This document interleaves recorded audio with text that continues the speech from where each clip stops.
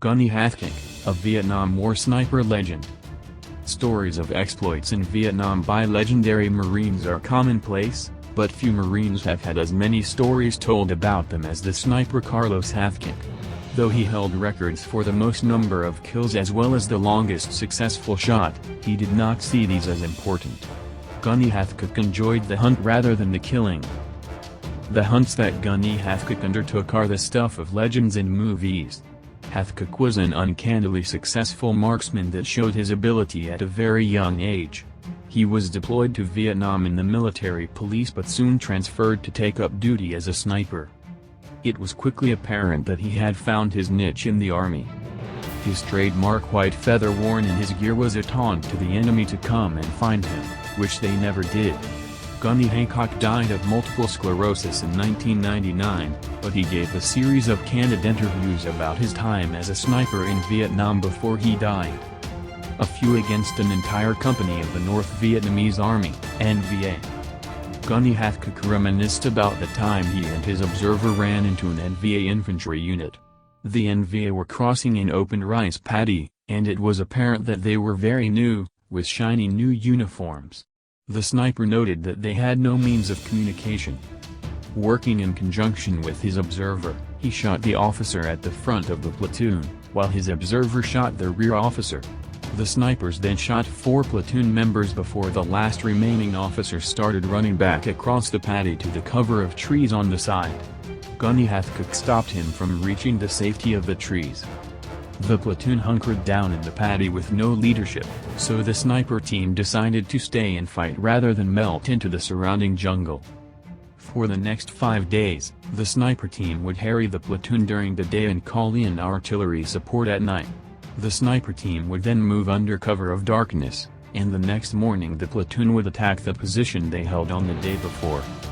Once a person assumes legendary status, many takers always want to wrestle the crown from your head, and Gunny Hathcock was no exception.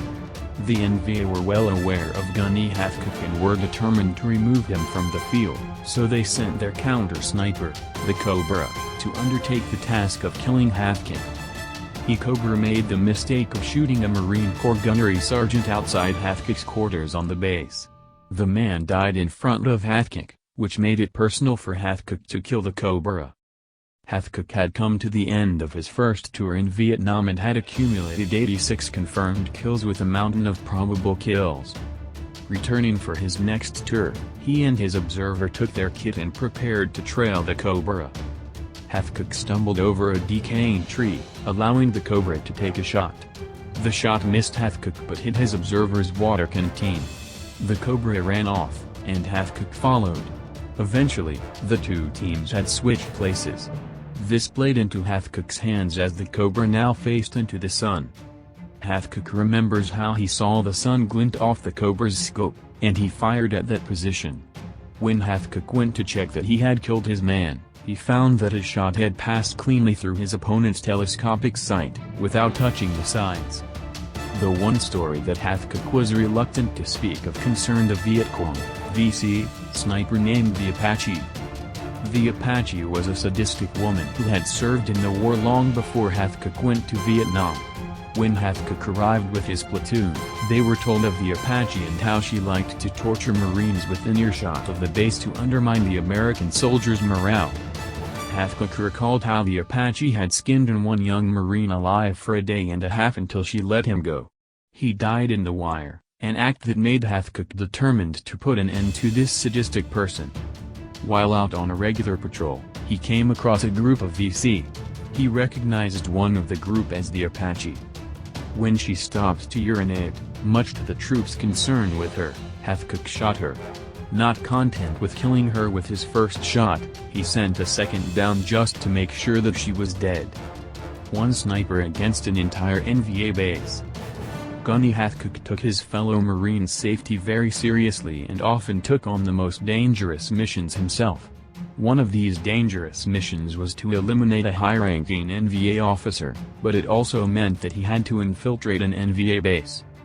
Rather than undertaking the 2-mile trek through hostile territory on his belly, he instead opted to use a sniper crawl on his side as this minimized the trail left behind. He had to avoid patrols and slide around two machine gun nests during his crawl to enter the base.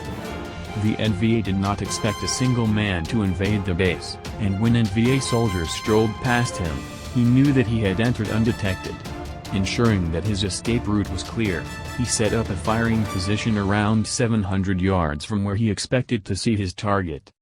He took the shot, eliminated the officer, and made his escape, as the soldiers on the base did not run toward him but rather to the surrounding jungle to seek cover. He did not need a sniper rifle to take a shot. A story attributed to Gunny Hathcock concerned a VC sniper that was harassing Hathcock's base. Hathcock was determined to end this sniper's rule of terror. One of the golden rules of sniping is that the sniper should never fire more than 3 shots from any one position before moving to a new post. Hathcock noticed that the VC sniper seemed to prefer one specific position and took many shots from it.